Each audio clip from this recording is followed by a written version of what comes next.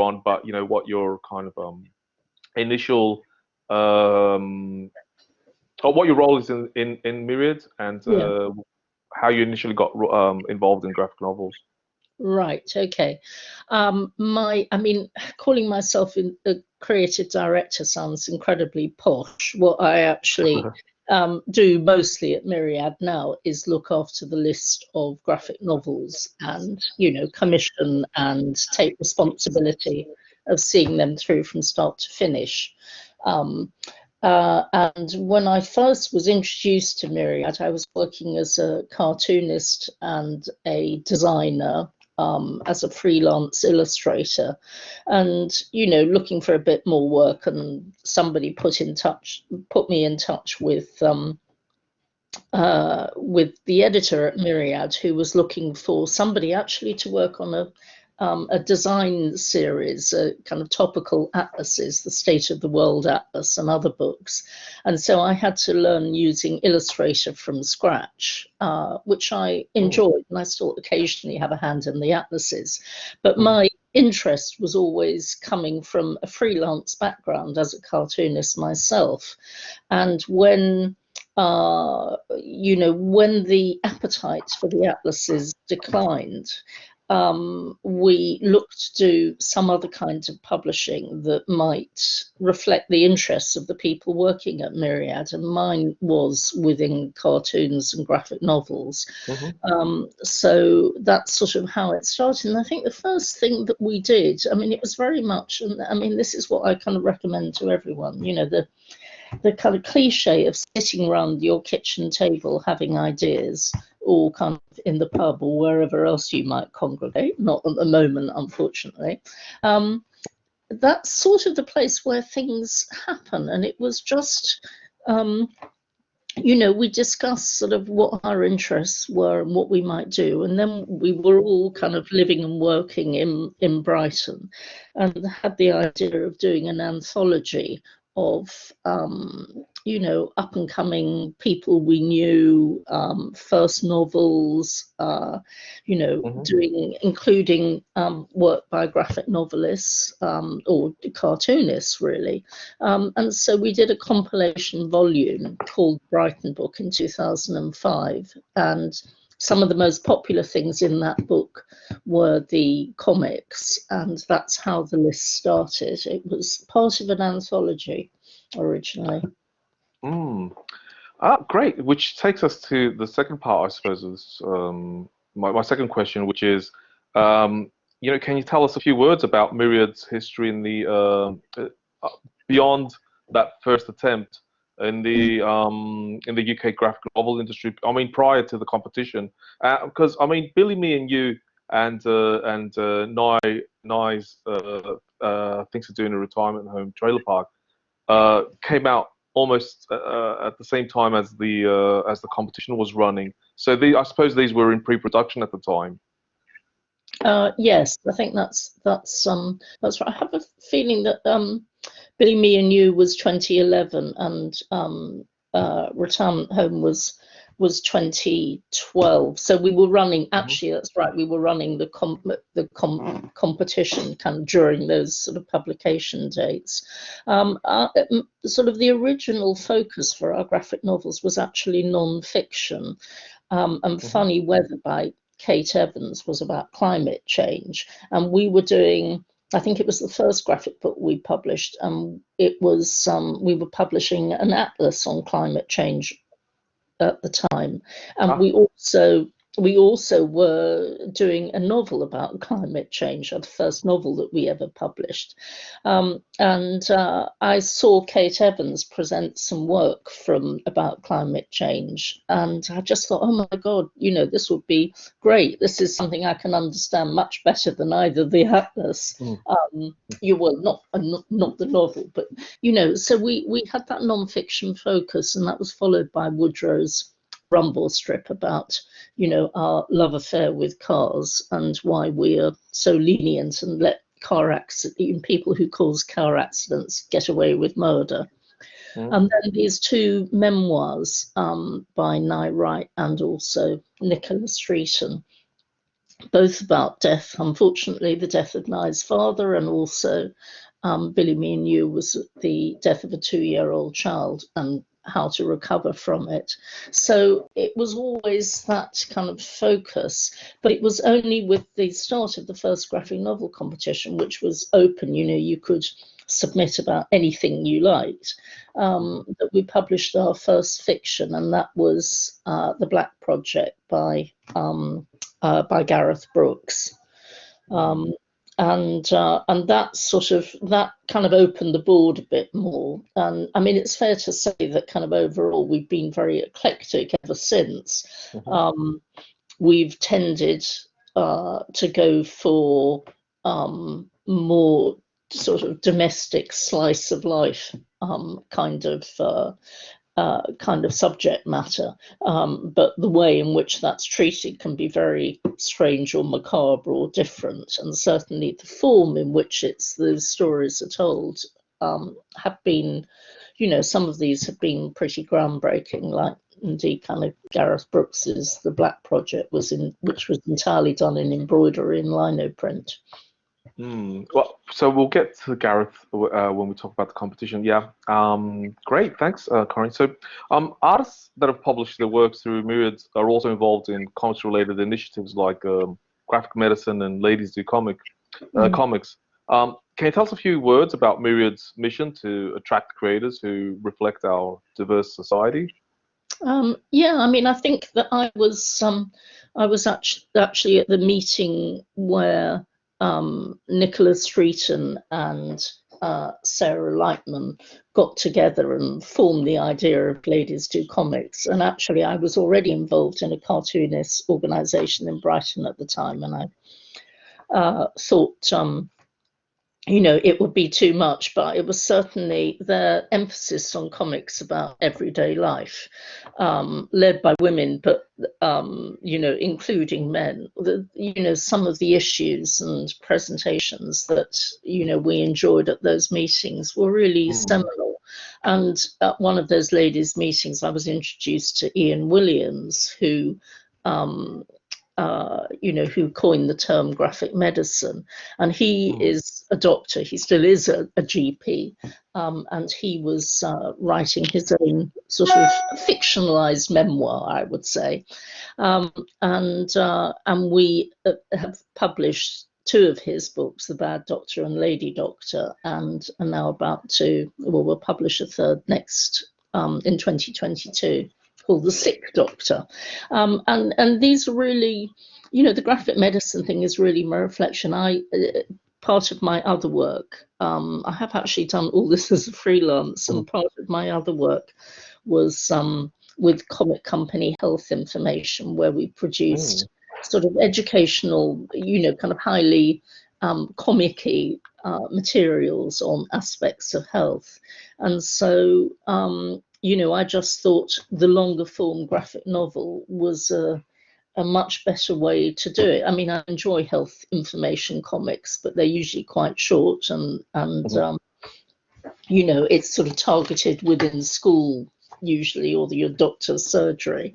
And the idea that there were, and of course, as soon as you start asking questions, you realize that people are making comics on all manner of subjects. And so I think somebody like Kate, you're showing Kate Charlesworth, Sensible Footwear. I mean, this is a memoir by Kate Charlesworth, but which catalogues kind of 50 years of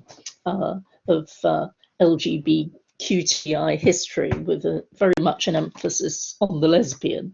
And that, she's been working on that in her bottom drawer for years and years, while having a successful, career as a cartoonist. And it was sort of getting that's why part of the competition was to see what people had in their bottom drawer, as well as giving an opportunity to, first time, young people out of art school or whatever, or university, but it was also giving established cartoonists who hadn't done a graphic novel the opportunity to do one. Great, thank you. And so, having lived in Brighton for 5 or 6 years, I initially met you through the competition, but I soon realized that you're also involved in Graphic Brighton and Cartoon County.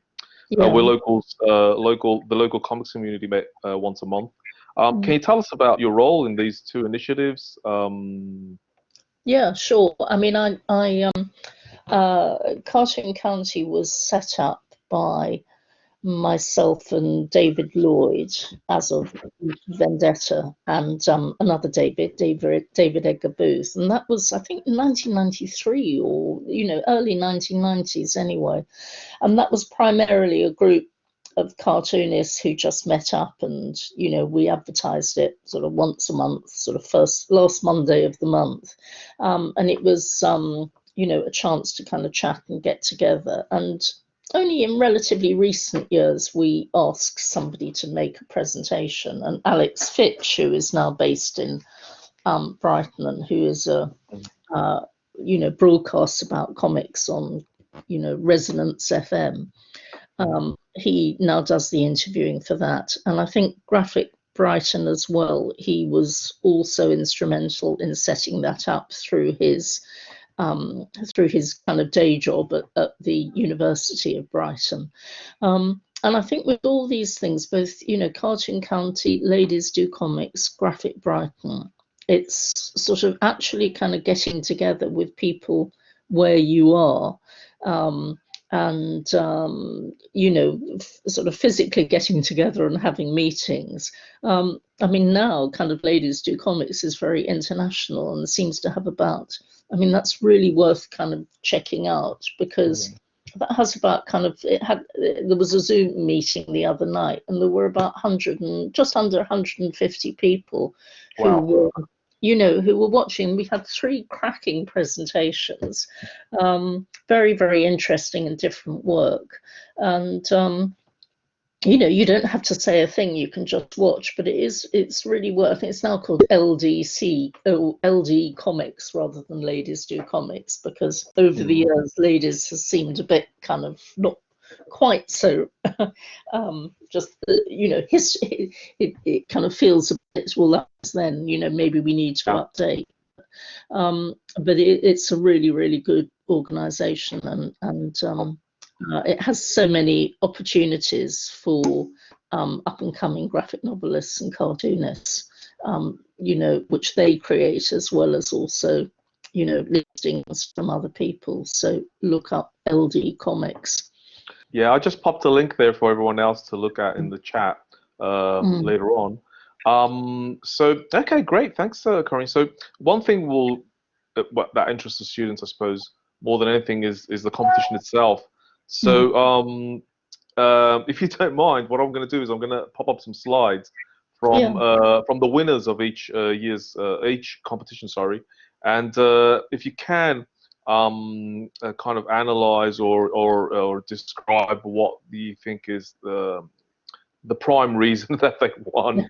I mean, beyond Gareth's experimentation with the medium, can you also tell us about the narratives themselves? But before I go to that, what do you think is the prime drive behind holding this competition every 2 years for Myriad?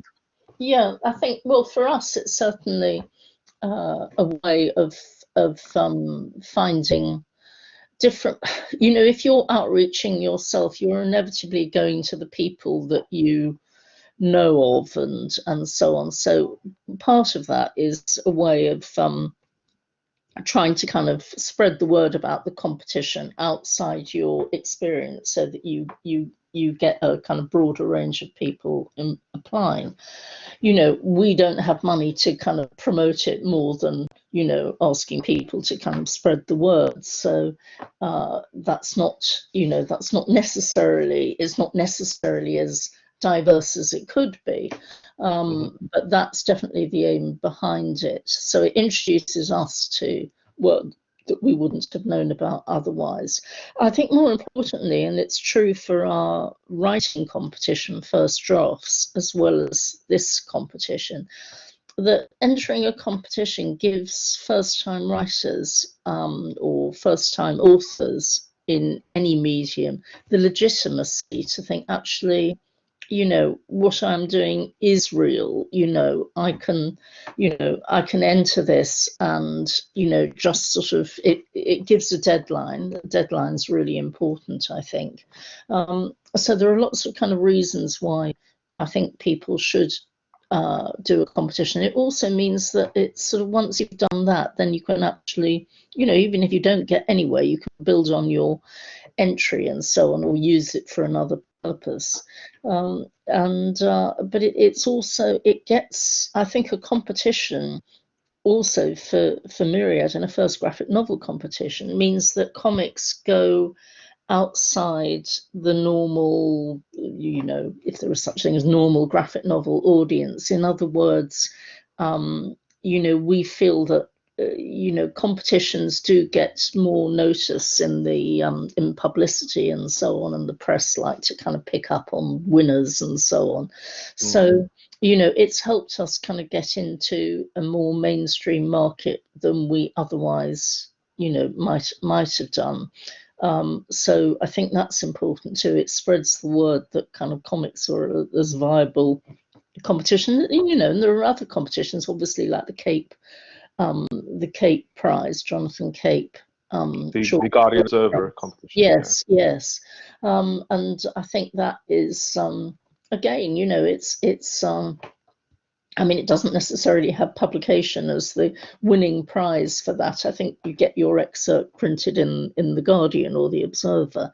But certainly, Jonathan Cape had picked up, the some of the shortlist or some of the entries and published them since, as we have with our shortlist, or even some of the long list with our competition. Great. So we'll move on to the year by year winners. Well, I should note to the students that the competition takes place every 2 years, not every year. And is there a reason for that? Is there a logistical reason, or is it just a decision that was made early on?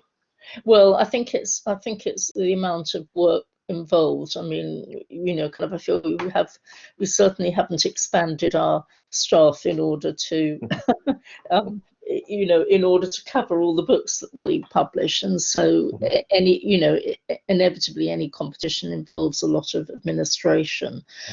We had to miss out. We run four times, 2012, 2014.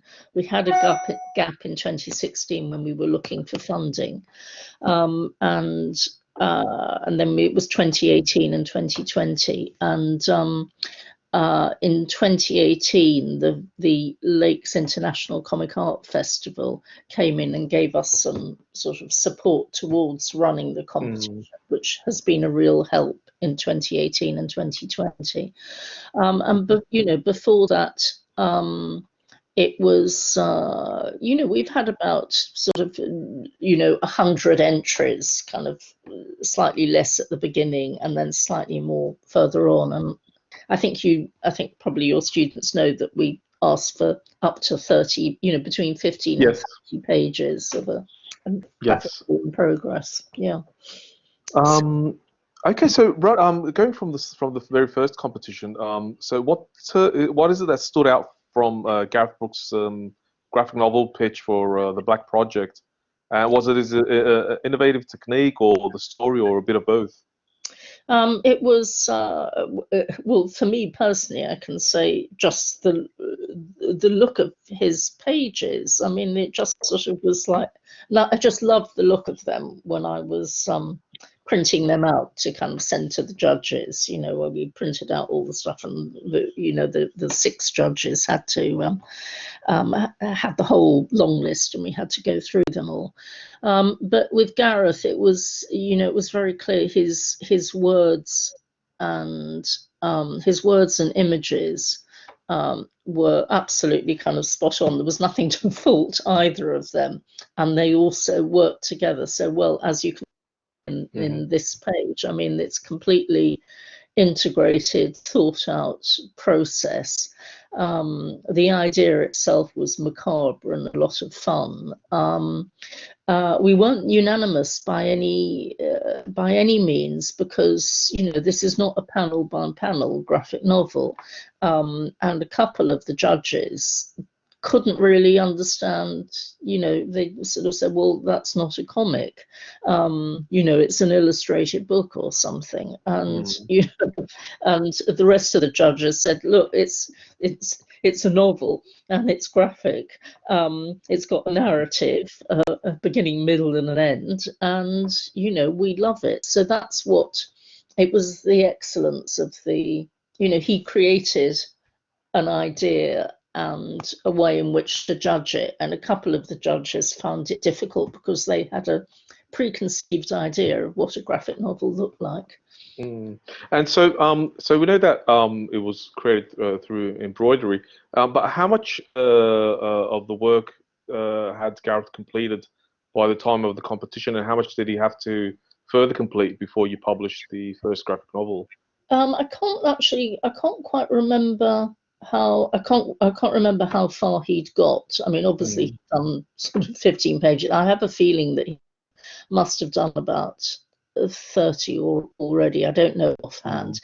He'd written it as a short story, though, earlier on. So when he'd been at college, he was at the Royal College of Art, and he did a creative writing course. And he initially, the first draft of this was as kind of fiction. And then he adapted it for the graphic novel. So he had a huge amount of work to do to get it into a full-length book. And, we sat down and discussed what his ideas were and how it was going to develop. He had a pretty clear idea, though. I mean, it was, I remember being very much, told what was going on and what was going to happen as and when he got to do those pages. But I didn't say, oh, why don't you do this or why don't you do that? I think it was pretty formed in his mind. Right. Okay, so moving on to the 2014 competition a couple of years later, and to Jade Sarson's For the Love of God, Marie. So what stood out in the case of Jade's entry, and why do you think it was the winner that year? Yeah, that was interesting. Again, I think that I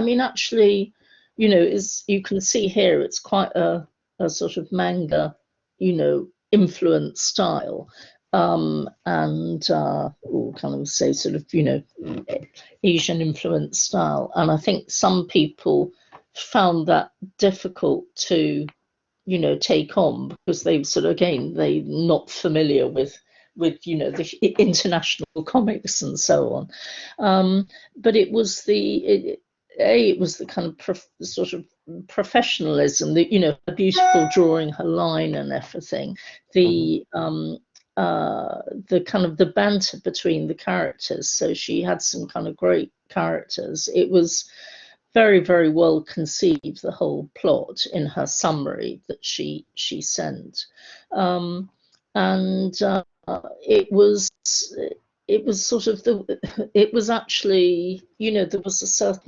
such a kind of confidence and brio about it all, and I think that's what swung it. I mean, it was, that year, I mean, this is not taking anything from the winning of this entry, but there was very different and very strong people on the shortlist, entries on the shortlist. And, in a way, I thought with this one, I don't have so much to do here, because, Jade obviously had, again, I think that was that very strong idea and confidence of how it might be. And, we love the character of Marie, who is this, is brought up as a Catholic and told to love everybody, and so she does, and we see that in scene after scene as she loves everybody in her way, both physically and also emotionally, and then the consequences of that. So it's a light it's a light plot, but it also had an underlying seriousness about accepting everybody for who they were. And we, again, it was, I think, the idea of it, as well as her strength of execution, sort of made that the winner. Mm. And looking at the two projects, one after the other, they're quite different in content and in execution. So you can tell early on from the competition that this is kind of like I think I'm extending the talk to the students as well. You can tell from early on that the competition will accept a series of narratives and a series of formats. It's not just constricted to a specific kind of genre or look. So moving on to the 2018 competition, because we had a small gap there, as you mentioned previously. Jenny Robbins won, and Biscuits, the subsequent graphic novels, has just been released. Yeah. Can you tell us a bit about the plot and also how Jenny's comic stood out?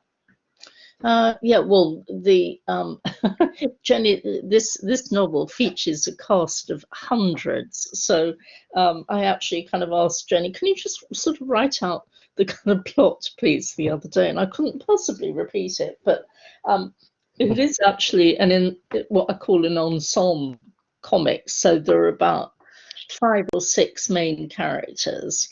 And then, the cast of thousands is basically the people of London. What it is, it's almost like a love letter to London and its diversity. But it's focusing on all the kind of different people who are in London, and again, it's women. I mean, there are certainly kind of male characters in the novel, very strong ones, but she's looking at the way in which people, are living side by side, and they might necessarily never connect. But then the novel itself kind of goes through some of these the characters' stories to show how they do, so it's. It was, I think it was a very, it was very much a kind of feel-good, positive book. I mean, you could say that it was the same sort of subject area as the previous one, For the Love of God, Marie, in that it was, very much, it's very much a novel about diversity and all the different kind of types of people living in London and the jobs that they do and so on. And obviously it's selective. And also London itself is a character. It's a kind of very, it's a very exuberant look at the city as well. And the reason why it's called Biscuits, this was, it started with a little zine that Jenny had made for a project. I think it was for a feminist magazine or something.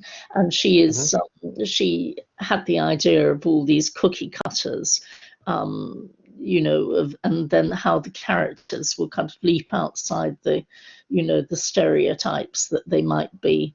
That might be attributed to them just by their look and so on. And so the stories in this book are about that, how everybody is an individual, and however they're viewed by other people, they're complex and so and the cookie cutters that you can see on the front cover are a feature throughout the book. And every few pages or so you get one of these characters leaping out of their cutters with like sort of Alex thinks she's going to take the weekend off by watching box sets and doing her tax return, something like that. That's not a very good quote, but great. And this year the winner was just announced for the 2020 competition, and it was Veronika's Cyberman.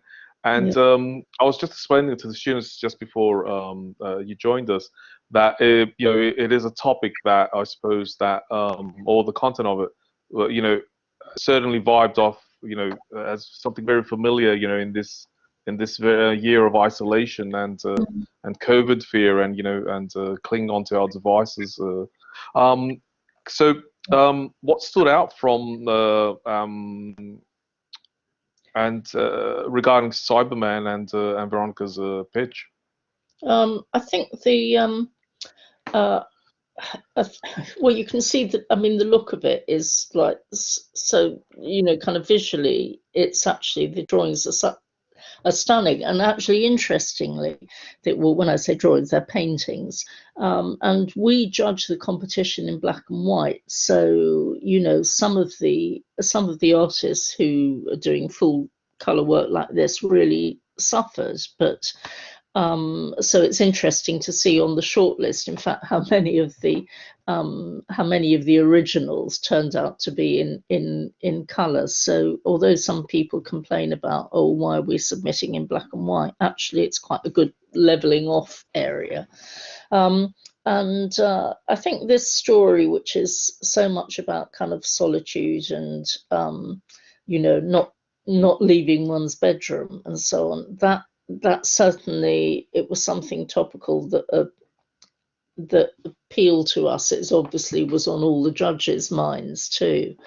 And what you haven't shown here is there's an interaction between we have all the chat of the kind of live stream. So Ari here has followers, and he's also interacting with the author. So it's very much kind of being being an official voyeur. It also works. There's a kind of section about which refers to Rear Window in it, the film, the Hitchcock film, and so it was obviously it worked for us, I think, on so many levels, and it's we were a bit concerned, well, oh, is this whole book going to go on like this with just scene after scene of Arian at his desk? But of course he does move around the room a bit, or even moving his arm or scratching his head, and I think the confidence, it's like building a portrait. I mean, that was one of the things we said about it. It was a new kind of it was a new kind of portrait, but in comics it wasn't a biography. It doesn't even have much of a narrative as such, except what happens in his life on a kind of minute to minute level. But it's a portrait in comics of this character. Yeah. So it's almost like us as an audience are like we're monitoring the character's existence rather than a memoir or a biography of the character. Yeah. Great. And okay, so it's worth noting that of the 7 finalists of the 2012 competition, and you can bring up for other finalists and runner-ups from the other competition as well, but certainly from the first competition that I was part of as well, 4 or 5 eventually got published by Myriad. So, and also it's worth noting that myself and Tom Eggleton also span out in our careers in other directions as well in the graphic novel sector.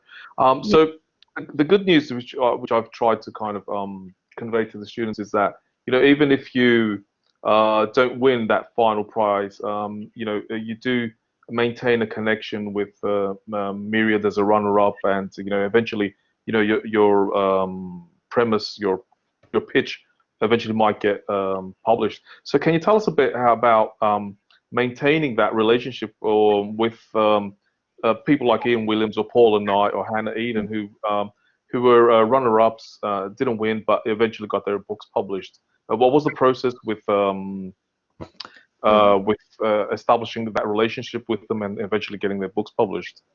Well, I think it was, because we liked them. So, we liked the books so much, we could see that they worked. I mean, it was interesting that with The Bad Doctor you're showing here, and this was actually Bad Doctor by Ian Williams was known as The Enlightenment of You and James by Tom Ferrier. And Tom Ferrier was a pseudonym that Ian adopted because he didn't necessarily want his patients in North Wales to realise that, he was writing about, basing his book on his own experiences.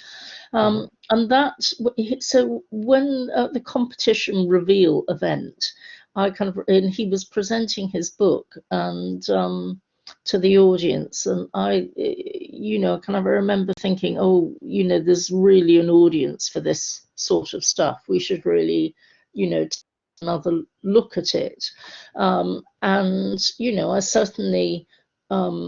I certainly thought, actually, not just of the ones that we went on to publish, but I also thought that your own book, Dryland, hey, here's a criticism, sort of, not a criticism, a crit, years later. But, this was a really interesting book about, kind of sort of Greek history that, nobody knew about. And that, it was a really good way of focusing on an area that we wanted to know more. And it was very kind of competently told, as were all these things. So, obviously, we have in our mind, or maybe we can take that on. And that's true for all the shortlists. It's also true, I've picked stuff out from the long list as well, things that I really like that didn't make it for some reason. And have gone on to publish those authors. So we're looking at, I mean, I know it's not very helpful to say we're looking for anything, but I mean, it's impossible to kind of predict in terms of subject matter. Quite clearly, the more issues and topics that are drawn and written about, then the better representation we'll have in shops and so on. I mean, our idea is to our major mission is to kind of get everybody reading comics and graphic novels, but we're not looking to say, hey, this could be commercial or that will sell. It's almost that works, and this is a book that works in its own terms and deserves to be published.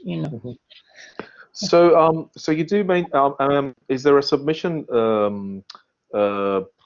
policy or some kind of other way that a prospective creator can submit a piece of work beyond the competition?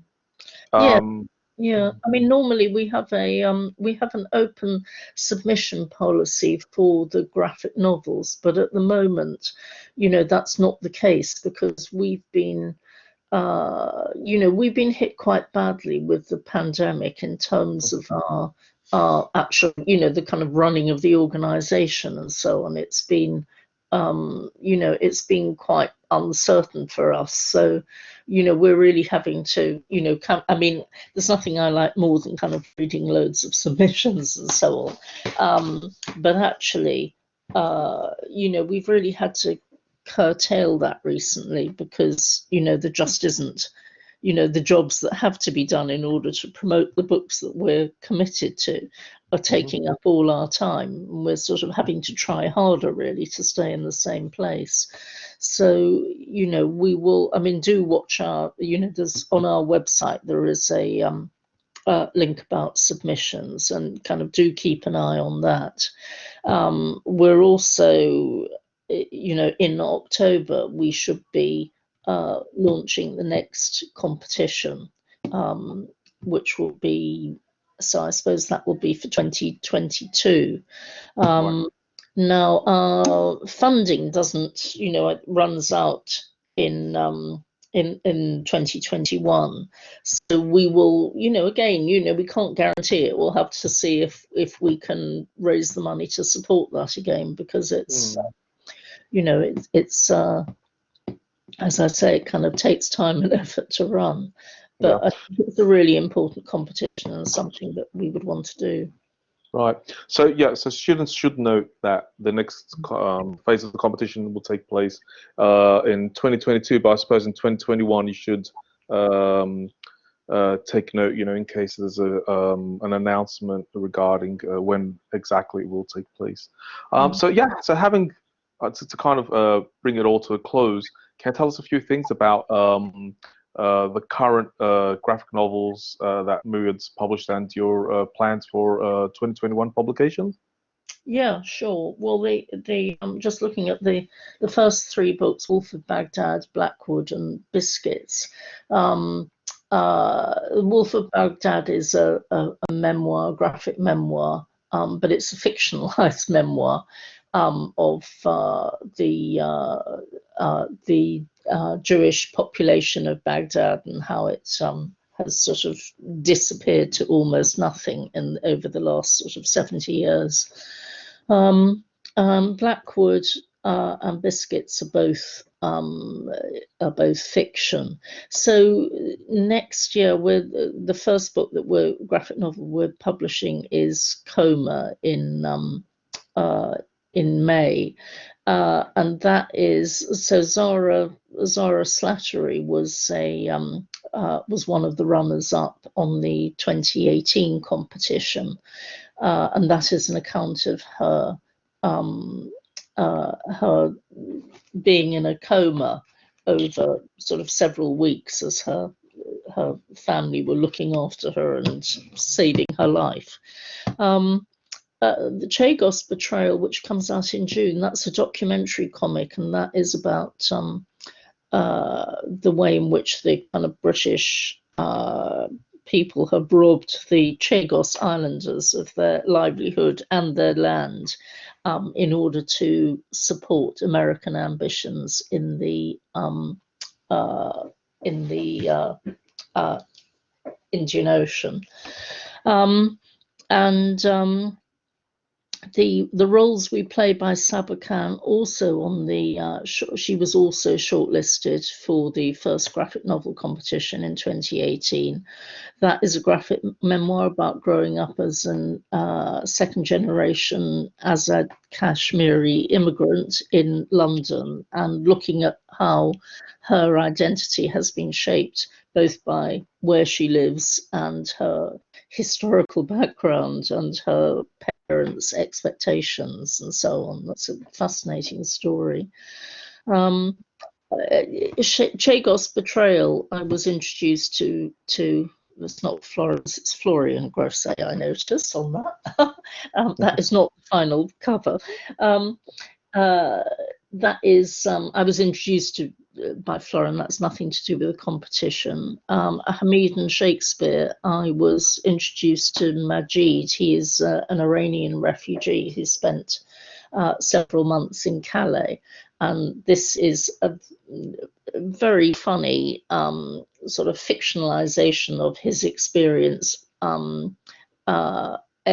flashback to what happened to him as he traveled from Iran and found himself in Calais and then eventually got to England, and B, what happened when he meets Shakespeare in England and Shakespeare becomes his guide to how to assimilate with the population and how to become a good immigrant. And then that's in August, and then September, Daryl Cunningham. This is a biography, a graphic biography of Putin, and it's another such an, Daryl does this graphic reportage so well, telling the stories, the incidents. So he's got, so much stuff obviously to choose, and he just manages to, distill the most important information into very few frames really, and also tell the different stories and incidents so that you're burning with fury by the end of it, and think, how could we have let this happen. So, yeah, so it's a Great. strong list. Yeah. And if anyone's into folk horror, Blackwood is the one for you. That's like, if you like The Wicker Man, read that. But that's, you know, all these styles, they represent such a variety of drawings. So it's really, you know, kind of, we love our books to look different and, you know, unlike anything else and so on. So it could look like something the same, but you know, just so happens it hasn't. Yeah. So a great variety of genres and technical styles. Great. So thanks a lot for that talk, Corinne. And I mean, it really, I think, filled the gaps with regards to any kind of information the students needed with regards to submissions and what kind of quality of work you're looking for through the competition. So I've left some time here for a Q&A for the students.